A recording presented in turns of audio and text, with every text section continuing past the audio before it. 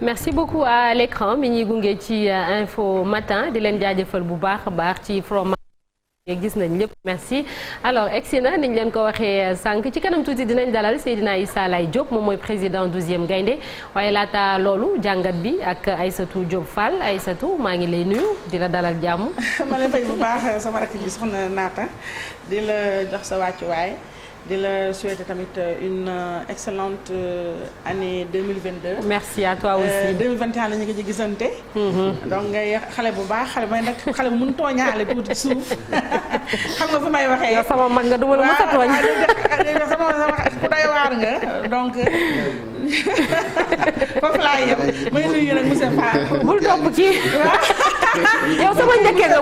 bul topp kii. waaw dégg nga ma fàttali ko daal ma nuyu monsieur Fall ndax njëkkee laa di nuyu nag Sénégalais yi di nuyu sama rakk yi Chef Dia. Chef Dia moom li nga sol tey dara baaxu si xam nga foo ko teg li nga sol moom nee naa dress code foog mu am si kër gi. li nga sol non ñu wóor mais dara baaxu si li nga sol nii li nga sol nii sana amul benn sens marché dem si chemise bi nga jiital tam dara baaxu si grand daal vraiment encore une fois yow yaa venu drage ci sañse sànq dégg naa la ma daan yow sañse rek ngay def waaw loolu dëgg la Cheikh Diop dëgg neexul mais yow tamit wax dëgg waaw lii moytu leen omicron. waaw distanciation. waaye dundal wéral yow da ngay bëggal askan wi. mais yow dama la bëgg. mais askan wi dañuy kontaan ci yow Aïssa. léegi-léegi bu ma dugalee sama galgal bi sax gars yi saaga ma waaye dinaa ko galgal ba mu neex bu ma ko bàyyi muy wax lu ko neex. ci la bokk mooy neexal waxtaan bi ñëpp di kontaanee ñëpp di jox ñëpp seen wàcc waaye di souhaiter Sénégal yëpp seen meilleur fa. man na fi may commencé balaa non ñëwagoo xam nga moom day am ay porox ndoolo ay xam nga yow da nga am ay porox ndoolo ay parce que damay ñëwaguma ci sujet ba moo tax bëgg jëkkan teg si ndaxte sànq da ngeen daanalee fu ma intéressé ma bëgg ci wax benn moo muy kaan bi waaw kaan bi man na yéen bokkuñu angle man fu may waxee feneen laay waxee man kaan bi sama xol dee commencé sedd te dara xewagul lu seddal sama xol mooy gis naa ne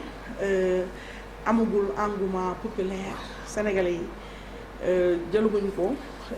ci jëluguñu mesure bi daal xam nga mu neex ma mooy avant yi fi doon xew yépp artistes waykat yi dañu doon fatt dañu sonal ku jóg créé benn way fattuñu catuñu nañ denc way yi nañu dimbali sax soxla ñu benn way artiste bu génneel bu ñu gañee son neex way artiste bu génneel clip kuy waaj a génneel clip boo génneel clip ñu porte la plainte te duñ ko teg ci télé bi duñ ko teg ci télé bi TFM bu ko teg ci télé bi jaral na ma démissionné xam naa yàq nañ ma démissionné waaye bu ñu fi def bu benn way bu fi génn bu kenn taasu bu kenn way nañu dimbali nañu xaar nag non xaaral rek Chérif ñun ku rabi ku nabi bu yaboo Chérif ku nabi rey sam maam boo gisee lu ñu daw bañu dooree ba léegi chaque jour saa bu ñu war a dem ci dëgg ma lekkaan man xam nga ay football yi xaw ma ci dara ku ma xool xam ne ay sport xaw ma ci dara waaye li may intéressé man mooy ndamu Sénégal te comme ñun saa bu ñu dëgg ma lee dara waykat yëpp jug wayandoo musuñ ñoo jik bu ñu kenn tax xaaral rek maa ngi ñëw xaaral Chérif maa ngi ñëw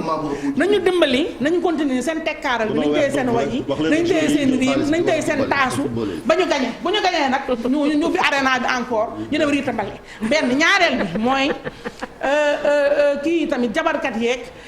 seetkat yeeg maaman yeeg laaj ñu kenn nañu wax kan mooy gañe nañu dimbali soxlawu ñu xam benn verdict nañ téye seen lam pataaral bi ñu def nañ continuer pat ak organiser ku mën a ñaan na nga ñaan en silence en privé site internet bi nañu dimbali sunu yaay Selbé Ndom ak ñoom nañ noppi bu kenn wax nañ ñëpp ne pat benn léegi nag fi may jeexalee ci kan bi mooy dafa am man benn phrase chaque jour fii ku ma tàmbi dégg nga dégg ma koy wax ne man loolu Mara Dieng moo ma ko jàngal te ba ma ko waxee ba léegi mi ngi sama nopp bii Grand Mara moo ne woy bi këpp gaal kenn du ko way ci tefes yow ñun demaguñu tey maa ngi dégg ñu ni dañoo waroon a dem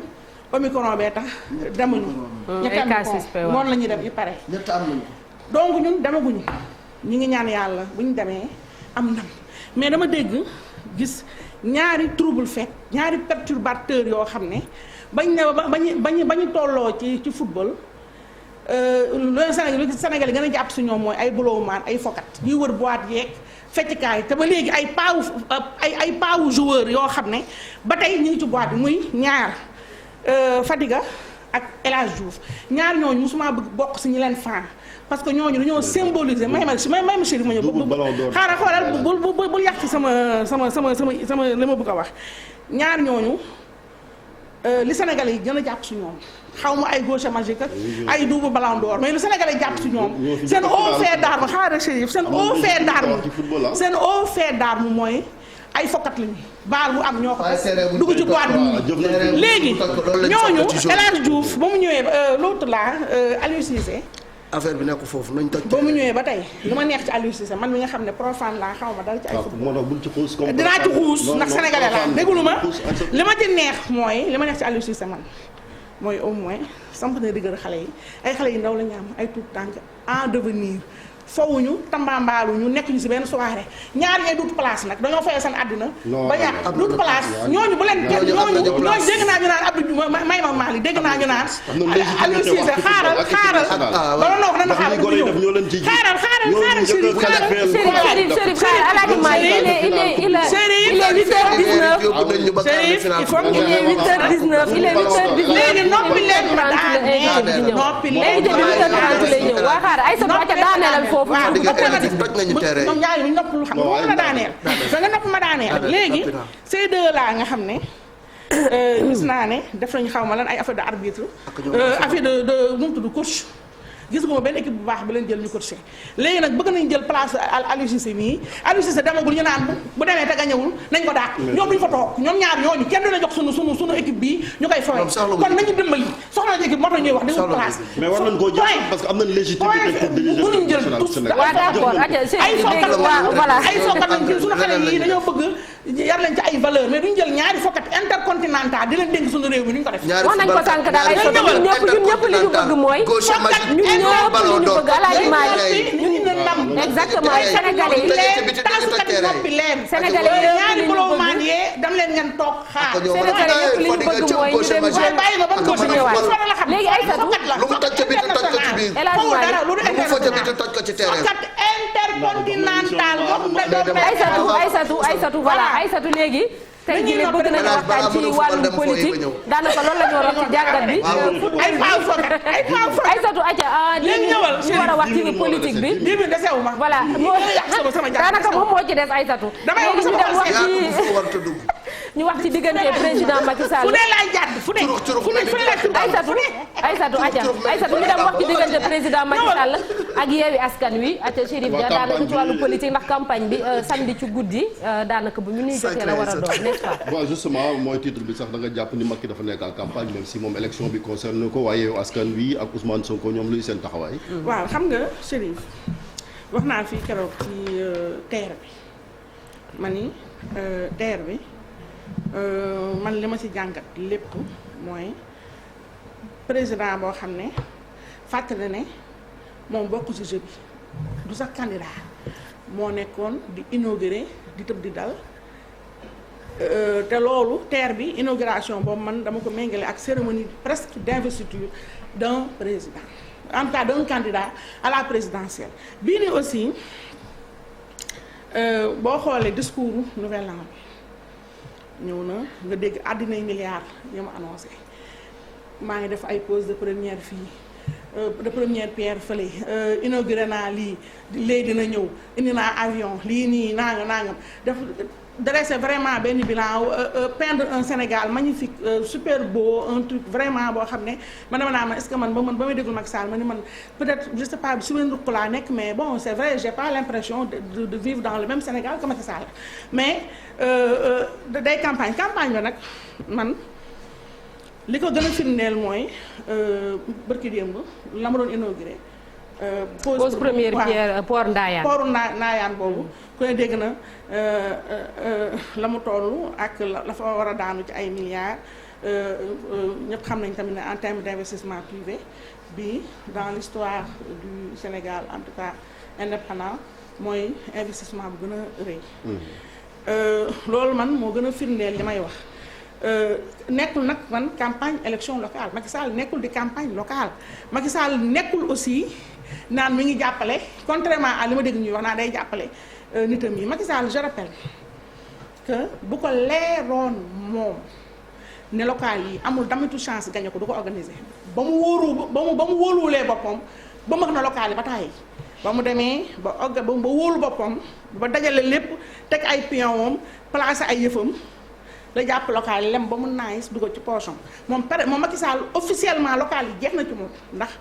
lijjanti na am na ay candidats officiels ak ay candidats non officiels fexe na ba war ndombo réew mi fi mu ne nii pare na ci local yi moom présidentiel de lijjanti 2024 la Macky Sall di lijjanti local yi pare na si. loolu waxu ko de. du ko wax mais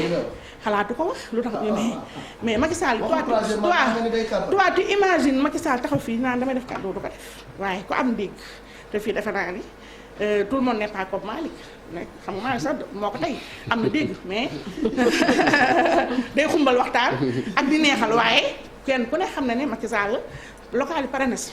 est-ce que nekkul di defar ginnaawam tamit pour bu génnee. génn par la grande porte ni lii laa fi mujjee def lii laa fi mujjee inauguré seen Sénégal a ngoog continuer leen liggéey. xam nga li nga wax nii xam nga loolu Malick loolu mënoon na nekk. bu fekkoon te da nga koy dégg ci discours muy sax def benn allusion bu ndaw ci qui est remplacé je vais laisser entre les mains de mon successeur un ceci xam nga lépp rhétorique la. lépp communication la waaye Macky Sall xalaatu ko te loolu xam nga li koy yombalal ci laay pause tuuti ma ñëw ci opposition Sénégal xam nga fii boo xoolee opposition bi 3 grands pôles la mooy Yewwi Askan Wi defe naa moo jiitu Wallu topp ci après yaa banati buntu bi waaw mais buntu bi c'est pas trop énorme ñu baal ma après. bu am na benn journal bu leen tuddee ay outsiders sax maanaam ñoo xam ne bariwuñu chance ci voilà yooyu xam nga après tu as quoi. on verra bien quand même. yooyu la après tu as quoi tu as la grande coalition Gëm Sa Bopp nga xam ne vraiment qui n'a de grande que le nom et cetera donc boo xam ne. disons donc Yewwi Wallu daanaka ñoo fi nekk ak Benno Bokk ak ñoo fi nekk xam nga tam ñeneen ñi aussi. les autres là ñeneen ñi mooy ay ñoom Mamadou Lamine Diallo ñooñu xam nga ñoom sa nekk ñu candidat waaw ñi ngi wàllu mais xam nga ñoom sa nekk dañ sa nekkul candidat à rien du tout en réalité mais li tax Macky Sall ni ma ko yàgg waxee rek muy déroulé du dox nicement nu mu xalaat doxal ko ndax yàgg naa wax fii ne politicien bu mag la te li koy firndeel mooy dafa amul kenn en face boo xam ne mën na ko dékku xoolal Yewwi Askan Wi ñoom pendant que chaque fois Macky Sall a 100 longueurs d'avance sur eux ñoom pour emprunter le langage sportif si cher à Malick waa opposition ñoom Yewwi Askan dañuy petit cas moom mi ngi Ligue des champions wala di coupe du monde fowul ñii dañuy fow xam nga ñii voilà léegi Sonko mënul jaaxal Macky xoolal 3 yi gis nga Yewwi Askan Wi ñett ñi nga xam ne voilà gis nga ñett ñii Sonko mais ci el bi. Khalifa Ngom. Déthié Fall mi ci beneen el bi. Khalifa Sall mi ci digg bi ñii ñoo yàq Yewwi Askan Wi. bi dëgër na de. waaw non ñi si ginnaaw ce sont les second couteaux ñooñu taxuñu ñuy wax mais ñii ci taxaw première rangée bi ñooy problème bi Khalifa Sall mii wax naa ko fii Khalifa Sall il n'est pas dans le jeu Khalifa Sall il est hors jeu. Khalifa Sall pas su puusu dóorul fayiwul bokk ci te non benn impôt xaar présidentiel nous on parle local donc yow te boobu ñëwaguñu si accès guñu mais candidat c'est Barthélémy attends Chérif non dama ne grand candidat xaar leen après nag sama temps mortal la nga décompté ko si. man loolu ma jaaxal yéen yéen jël ci temps ay sax bàyyi leen ko mu wax. ñaari seen problème mooy. non c'est daa leen tontu parce que boo la doon tontu c'est ces deux là seen problème mooy dañuy fàtte na. waxal bu leen faale waxal bu leen faale waxal. léegi donc Khalifa Sall mii nga xam ne. waaw nee na pat ak organisé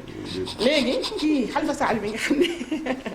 doorul fayu musul fay bokk ci yëf ya mais nekk na si benn si Yewwi Askan Wi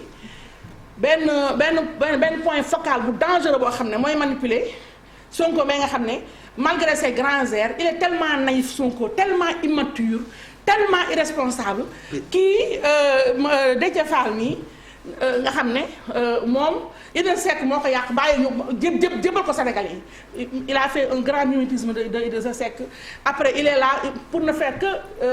pour sortir la formule magique chaque fois ay révision de Macky Sall si donc xam nga ñii dañuy fo. ah mais xam nga bay fo xaaral ma ñëw teg fa tàng xaaral ma ñëw xam nga li tax ma ne irresponsable ak immaturité ak naïveté weesuwul yow nga lëngoo koo xam ne un Khalifa Sall mi nga xam ne toog na à la face du monde ñoom ñii ils sont ñoom seen adversaire seen interlocuteur principal Macky Sall la mooy seen adversaire léegi Khalifa Sall toog Sénégal yi nga dégg mu ni il a des relations personnelles ak seen adversaire commun mais ko pourquoi. mais politique attends politique du noonu dafal nànk on peut être des adversaires mais pas des ennemis. dafa nànk Chérif xam nga si c'est une phrase malheureuse que Khalifa Sall a prononcée une sorte de piste boo xam ne dafa waroon a am ay njeexital parce que déggoo ma ne adversaire la déggoo ma ne ennemi. waaw mais. mën na am des non relations attends mais cette phrase personnelles kaay wax la Macky Sall a des relations personnelles avec beaucoup de gens ici mais est-ce que cette phrase-là donc qui n'a pas été prononcée par hasard cette phrase-là et puis non seulement cette phrase n'a pas été prononcée par hasard mais n'est pas sortie de la bouche de n'importe qui en politique Khalifa Sall mi nee naa leen vieux jeune la un pas la boo xam ne fekk na ba ñu peinture asamaan si mi ngi taxaw tey pot peinture la kon li muy wax ci politique xam na ko lu mu wax tey li mu wax noonu moo ko tey donc quelqu'un comme ça nga xam ne qu'est-ce qu'il fait dans cette affaire-là c'est un questionnement boo xam ne awma temps taxaw di ko toj mais Sonko laay wax li ma wax ne Yewwi Askan Wi ñoom ñoo plombé seen campagne nga xam démarré gul ñu ngi woon ci pré-campagne bi qui veut dire au Sénégal campagne en réalité donc xoolal la mu def temps yi yëpp sorte li nga xam ne mi ngi def politique xam nga koo xam ne yow avant xale yi la bëggoon ñëpp boo foo génn ñu tàccu la bu ñu nee ba léegi Sonko saa ubbee TikTok xale yi di ko vaar xale yi ay waxam la ñuy vaar ay parce que day wax waxeet. mais am na ñu ko maintenant mais ci fii Marcel attends non attends Marcel fais attention avec les qualificatifs yu bëri parce que tu n'as pas fait de sondage on est d'accord. non déjà élection présidentielle une première participation de 15%. non c'était en 2019. day gën a yokk. non loolu ce que tu dis c'est grave et c'est dangereux. non tu peux pas dire day gën a yokk. non la preuve non gas kii li mu wax Marcel li mu wax bët ki démb à Ziguinchor week-end bi on a vu quand même qu'il a. donc élection locale moom Ziguinchor mooy objectif am. xaaral ma wax la xam nga. en attendant la présidentielle xam nga fii Chérif bu fekkoonte ne mobilisé mooy wane yow ni nga toll bu dee mobilisé ci ay meeting ay nam mooy wane ne yow am nga buzz am nga aura am nga base kon kenn du ñàkk politique élection. meeting moom mais ku dee élément de sondage. non parce que attends Chérif laisse-moi terminer. parce que meeting du fi et l'argent qui a été récolté. attends j'en arrive là attends ma ñëw je dis fii Sonko ci boppam il n'est pas du tout dupe te man li may wax il suffit nga nit ubbi bëtam am une bonne foi je dis bien une bonne foi ngay seetaan li xew depuis émeute mars yi ba léegi comment est Sonko comment il se comporte lui-même am na ay éléments de langage yoo xam ne soxla mu koy wax il faut juste le regarder maintenant j'en reviens à li élection locale du présidentielle. non élection locale yi comme Mahmoud Saleh l'a bien dit elles n'ont de local que le nom donc il n'y croit que les naïfs et je pense que ici fii kenn dofu fi yow Chérif tu connais très bien la politique te li may wax xam nga ko donc fii ku taxaw gëm ne lii ay local dong la juum nga te xam nga kañ ngay juum mooy ba la Macky Sall paddee toog fii jàkkaarloo ne conseil constitutionnel oui Macky Sall peut faire un troisième mandat parce que en réalité c'est son deuxième mandat le premier mandat de 7 ans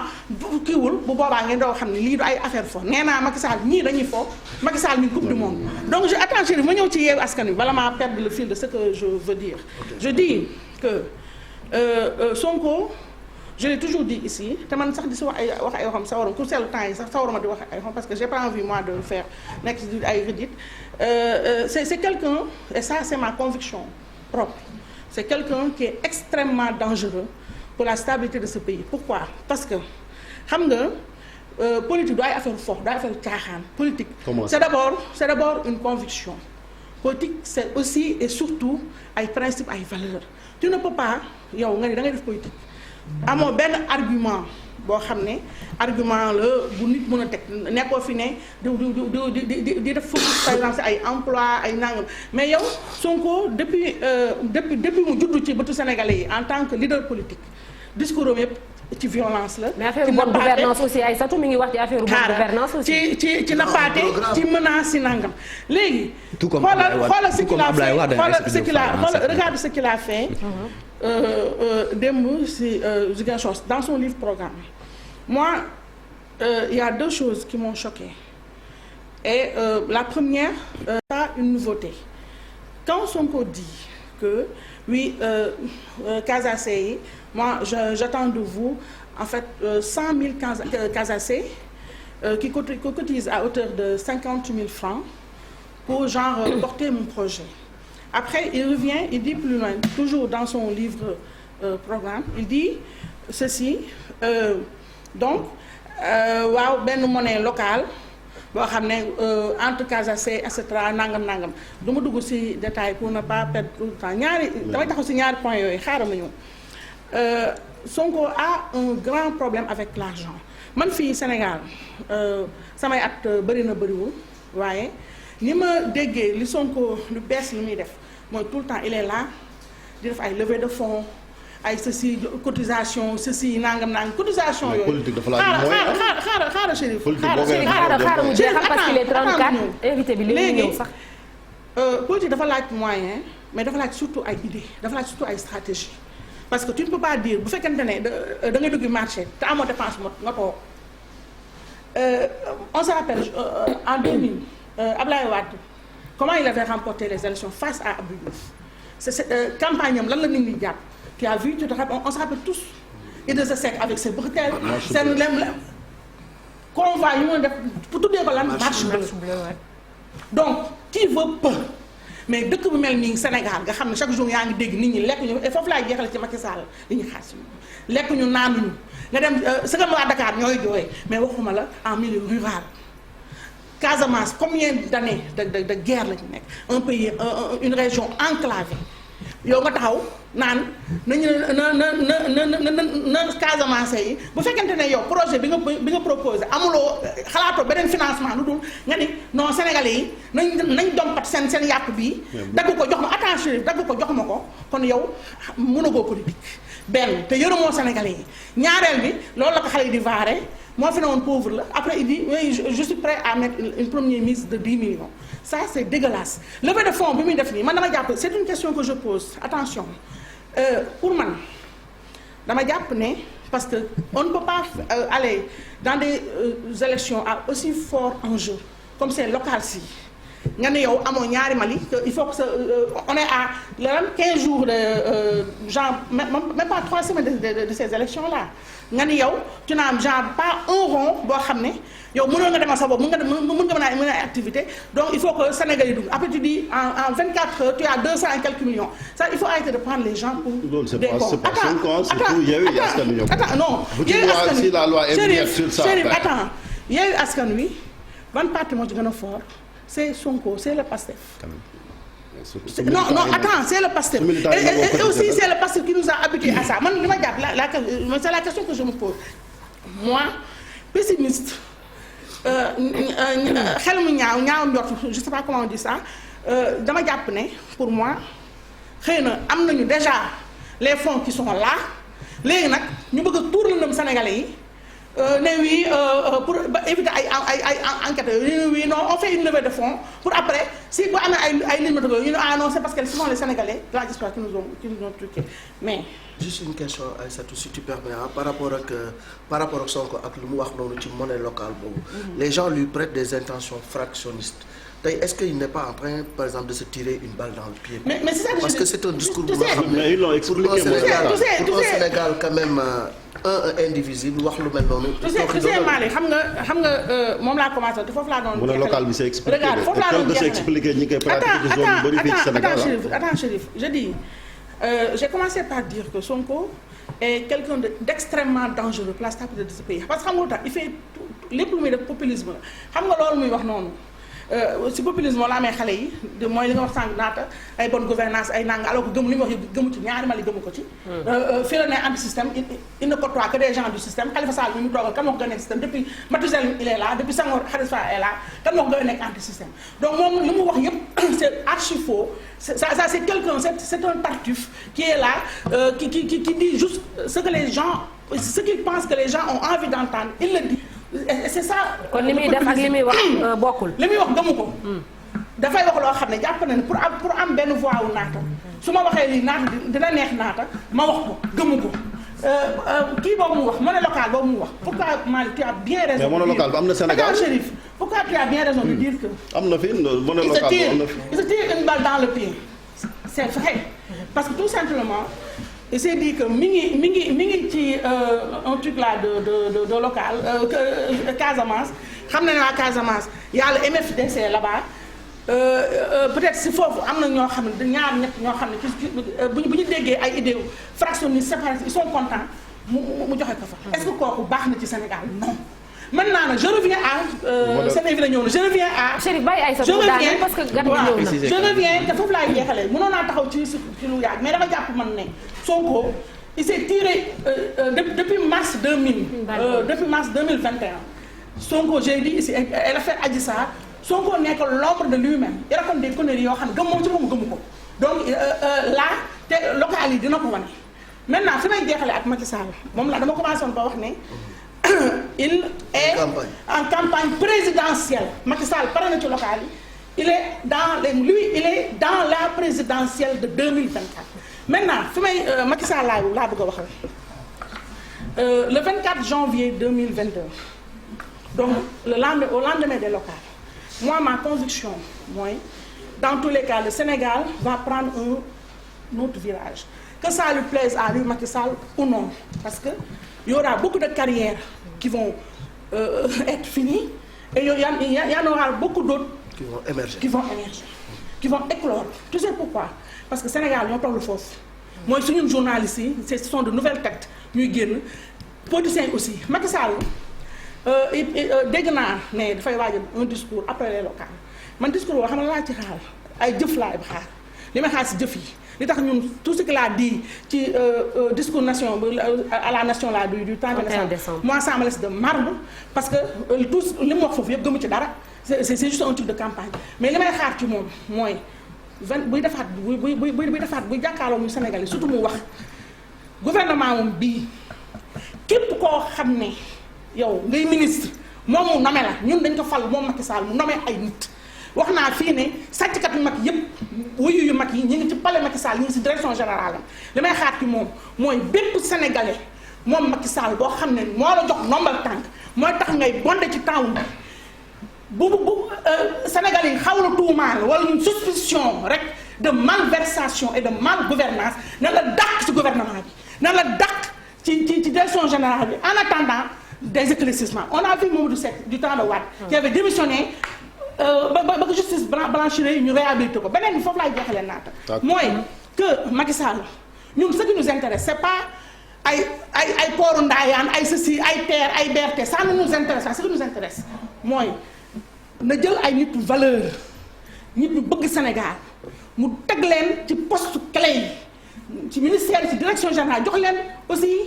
benn leitmotiv benn feuille de travail benn comment on dit fiche de poste mooy lan nañu liggéey sénégalais yi nañu wàññi dundu sénégalais yi na lijjanti problème ndox mi seen na lijjanti problème bi na lijjanti courant bi na lijjanti suñu lekk suñu naan na lijjanti suñu location yi ñun loolu la ñuy xaar si moom ba ca des nag mooy corps de contrôle yi mu fi nekk Macky Sall na desserrer auto bi mu teg ci corps de contrôle ak si justice bi indépendant na jël ay nit teg leen fa bàyyi leen ñu liggéey pour la bonne gouvernance de ce pays moo ñu digoon bañ koy fal en 2012 gouvernance sobre et vertueuse